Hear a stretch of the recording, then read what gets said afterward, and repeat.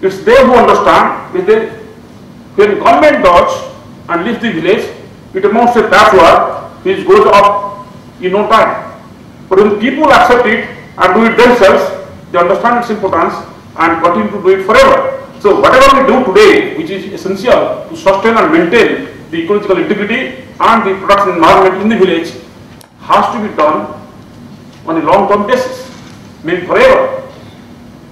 You bring changes in them depending on changes that takes place subsequently, but all those changes have to be understood, accepted and intervened by the people. And if that has to be done, then that gets done best when all stakeholders, government, civil society organization and people join hands to mitigate, or to adapt to mitigate the ills of all that is going to happen. We have gone for a model of agriculture that gave us instant result, that met our instant requirements.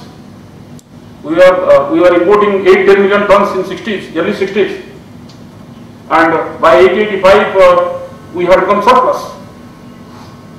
Now, so green revolution technology gave us instant result, instant success, met our immediate requirement challenges.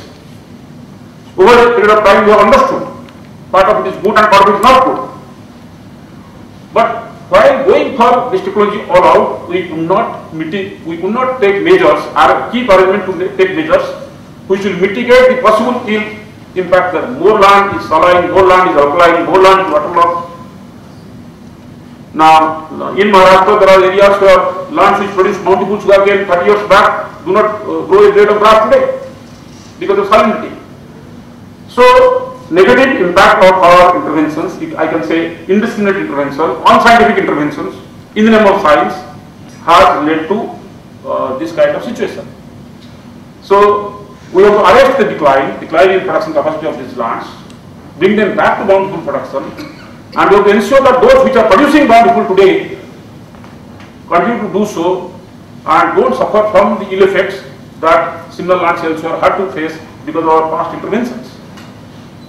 So that is extremely essential, and this would happen only when all of us work together. So I am one who always believe that civil society organizations, community-based institutions and government need to work together. All of us do mean well, and there should be no problem working together to serve common goals. Now, in NABARD, what is our initiative? We are giving emphasis always on the fact that the person who is to be developed, or the person who has to come up, must feel so fast. He must become an active actor. And we would be there to provide all support to enable him play his role well. So all our development initiatives are participating. People in the center, we are in the periphery. And all civil society organizations who work with us follow this model. Now, coming to the issue of today, I was thinking, sitting there, all that we need to do, again, has to be done by the people. Now, if we have to be secure in terms of food, I am one of those who believes that India will never have a food security problem, because we have tackled 1/3 of our potential and we are self-sufficient. So 2/3 or even 60% of our potential is still not tapped in terms of productivity. When you compare our yield to international yields, international best yields. So there is a lot of hidden potential which remains to be untapped, and so food security will not be a problem. But we want to reach there, not following the track that we have followed last 40 years, but by following tracks which eliminates the possible negative impact over a period of time. Now, switching over from chemical agriculture to organic agriculture, or what we call LISA, low external input sustainable agriculture, can't happen overnight. It will take time. But that is the direction in which we need to go, and while doing so, we have to also ensure that mitigating impact of climate change through various adaptations must also take into consideration the cost aspects. Now, the cost in agriculture, we spoke of credit, we spoke of Kisan credit cards and credit delivery system and all that. And I am working in an institution which looks after this. But I am asking myself a question, any amount of loan you need, I will give, does not help. According to me, it doesn't help.